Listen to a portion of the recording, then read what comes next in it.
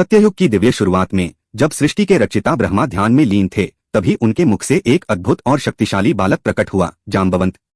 यह कोई साधारण जन्म नहीं था, बल्कि ब्रह्मांड की अपार शक्ति का अवतरण था। जाम्बवंत के भीतर 100 करोड़ शेरों का बल समाया हुआ था और उनका तेज देवताओं को भी चकित कर देता था।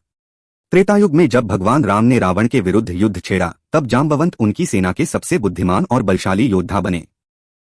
उन्होंने हनुमान को उनकी भूली हुई शक्तियों का स्मरण कराया, जिससे लंका विजय संभव हो सकी। लेकिन युद्ध के बाद जाम्बवंत के मन में एक अधूरी इच्छा रह गई, अपने ही आराध्य से युद्ध करने की।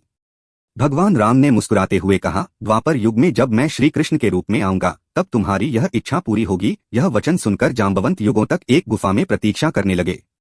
समय बीता और द्वापर युग आया। एक दिन श्री कृष्ण स्यमंतक मणि की खोज में उसी गुफा में पहुंचे।